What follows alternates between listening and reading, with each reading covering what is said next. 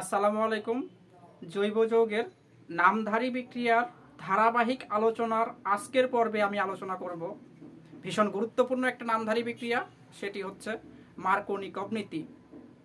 মার্কোনিকভ নীতি এই বিষয়টা যদিও অ্যালকিনের ইলেকট্রোফিলিক সংযোজন বিক্রিয়ার মধ্যে পড়ে, তো আমরা তো অ্যালকিন নিয়ে আসলে ডিটেলসে পড়তেছি না, আমরা পড়তেছি হচ্ছে জৈব যৌগে মোট যতগুলা নামধারী বিক্রিয়া আছে সবগুলোকে আমরা ধারাবাহিকভাবে আলোচনায় নিয়ে আসছি। তো আজকের আলোচনায় আমরা রাখছি হচ্ছে মার্কোনিকভ নীতি। এই লেকচারটা একটু মনোযোগ দিয়ে দেখো, কারণ এইখান থেকে তোমরা বোর্ড পরীক্ষায় একটা গ নাম্বার প্রশ্ন পাওয়া যাবা, এবং এখান থেকে কিন্তু অ্যাডমিশন টেস্টেও ঘোরায় পেঁচা বিভিন্নভাবে প্রশ্ন হইতে পারে। ঠিক আছে? তো মার্কোনিকভ নীতির বিবৃতি যদি আমি বলি, বিবৃতিটা অনেকটা এরকম ছিল: অপ্রতিসম অ্যালকিনে অপ্রতিসম বিকারক যখন যোগ করবা, অপ্রতিসম অ্যালকিনে অপ্রতিসম বিকারক যখন যোগ করবা, অপ্রতিসম বিকারকের যে ধনাত্মক অংশ সেইটা যুক্ত হবে কার্বন কার্বন দ্বিবন্ধন যুক্ত কার্বনের, যেই কার্বনে হাইড্রোজেন বেশি। আর ঋণাত্মক অংশ কোথায় যুক্ত হবে? কার্বন কার্বন দ্বিবন্ধন যুক্ত কার্বনের, যেই কার্বনে হাইড্রোজেন কম।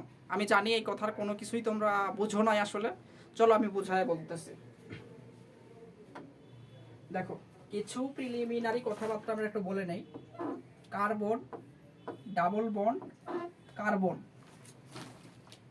যখনই কোনো জৈব যৌগের মধ্যে তোমরা এরকম দ্বিবন্ধন দেখতে পাবা, দ্বিবন্ধন দেখতে পাওয়া মানে তোমরা এতটুকু শিওর যে এইটা হচ্ছে অ্যালকিন, এটা হচ্ছে অ্যালকিন।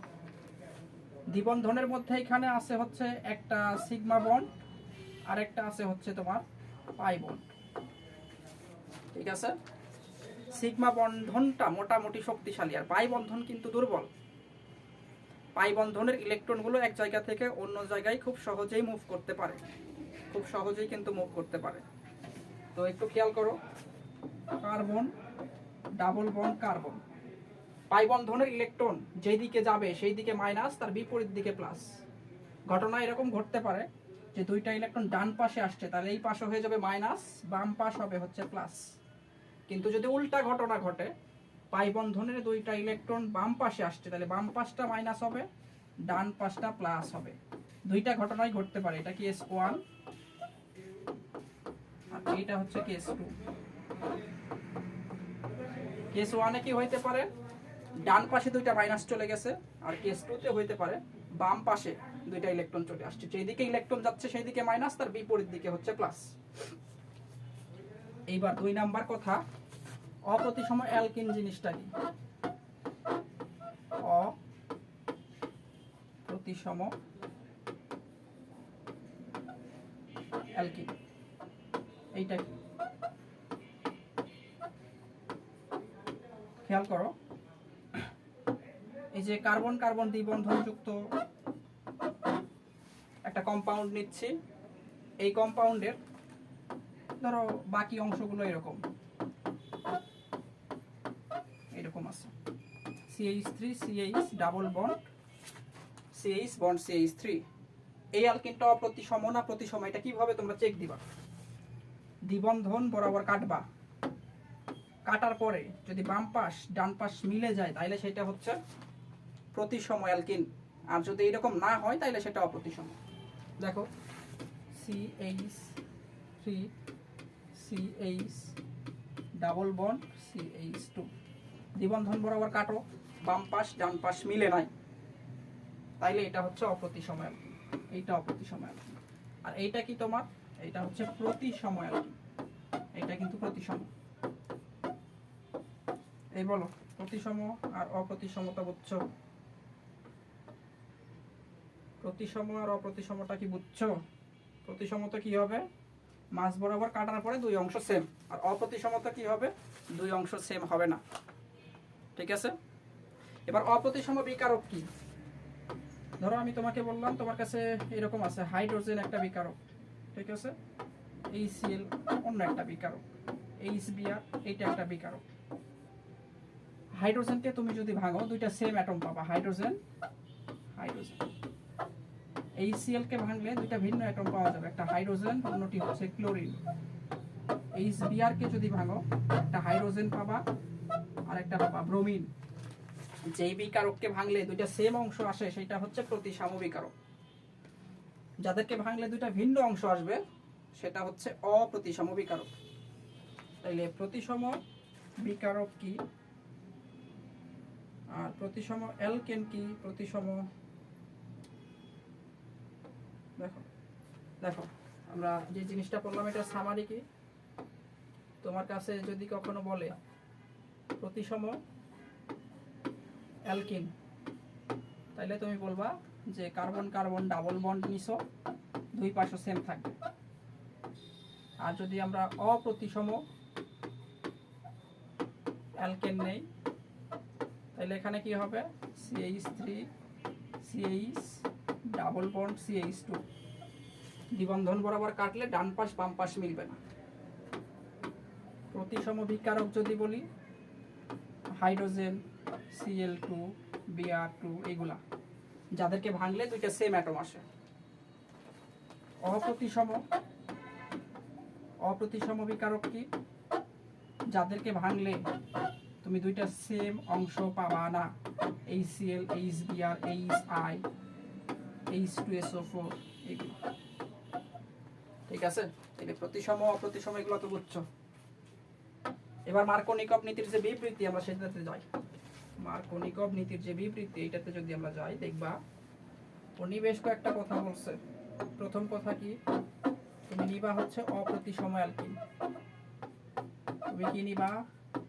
অপ্রতিসম অ্যালকিন। এই অপ্রতিসম অ্যালকিনে তুমি যোগ করবা কি? 2 নম্বরে দেখো, মনোযোগ দাও। অপ্রতিসম অ্যালকিনে তুমি যোগ করবা হচ্ছে অপ্রতিসম বিকারক। অপ্রতিসম বিকারক।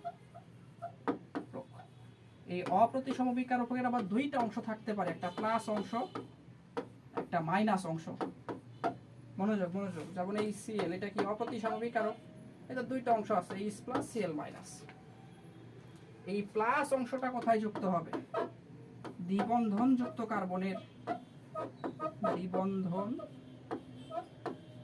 যুক্ত কার্বনে যেখানে হাইড্রোজেন বেশি। আর এই মাইনাস অংশ কোথায় যুক্ত হবে? দ্বিবন্ধন যুক্ত কার্বনের, দ্বিবন্ধন যুক্ত কার্বনের যেখানে হাইড্রোজেন কম। ঠিক আছে, বুঝছো? দেখো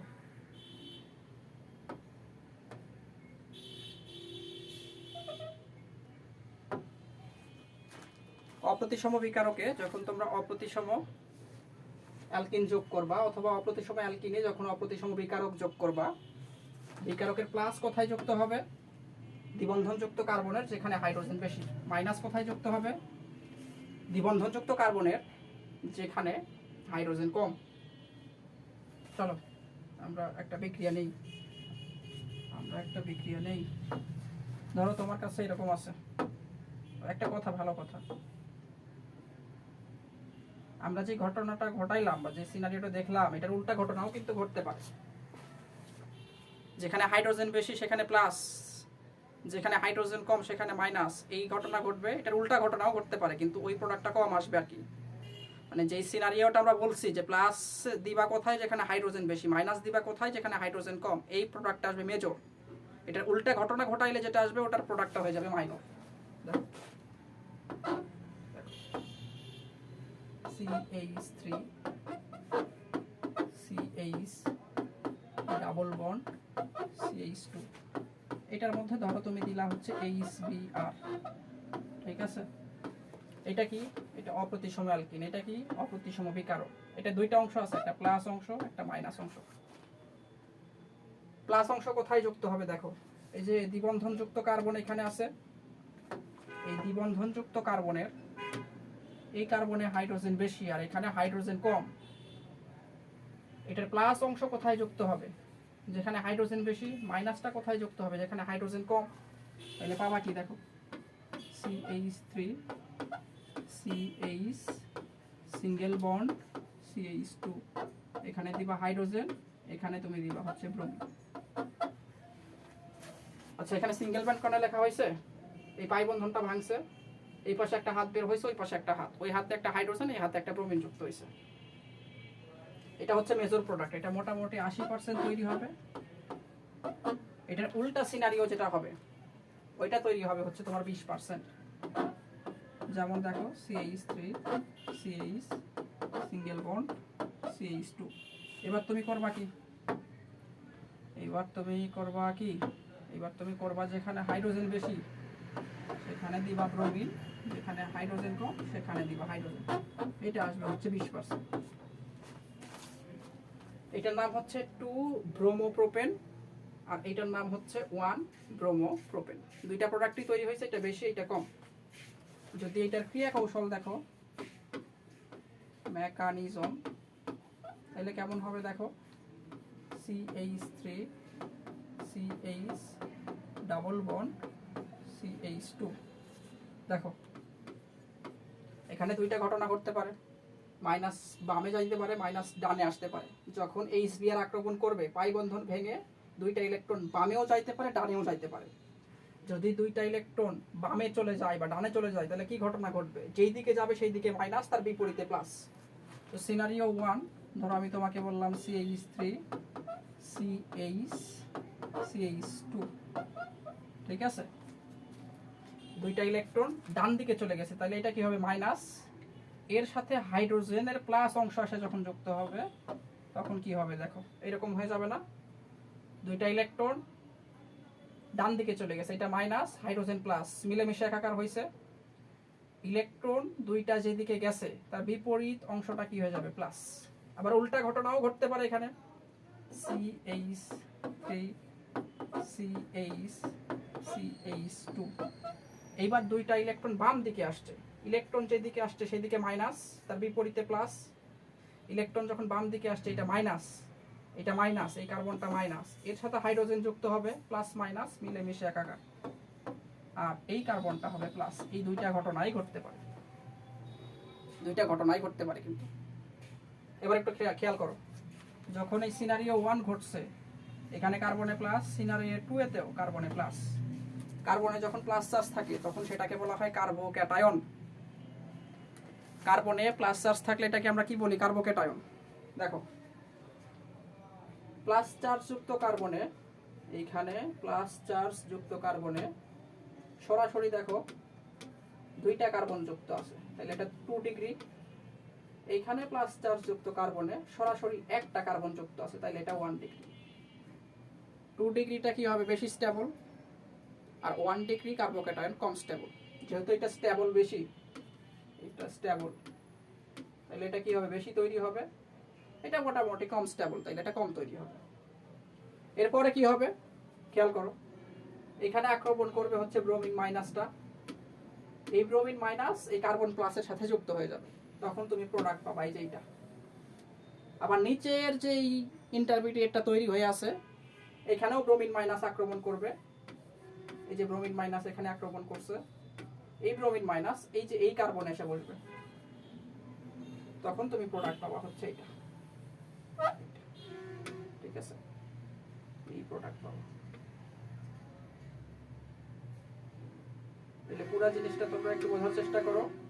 অপ্রতিসম অ্যালকিনে অপ্রতিসম বিকারক যুক্ত করছো, এই বিকারকের প্লাসটা যুক্ত হয়েছে যেখানে হাইড্রোজেন বেশি, মাইনাসটা যুক্ত হয়েছে কোথায়, যেখানে হাইড্রোজেন কম। এই প্রোডাক্টটা হয়েছে মেজর, এটার উল্টা ঘটনার প্রোডাক্টটা হয়েছে হচ্ছে মাইনর।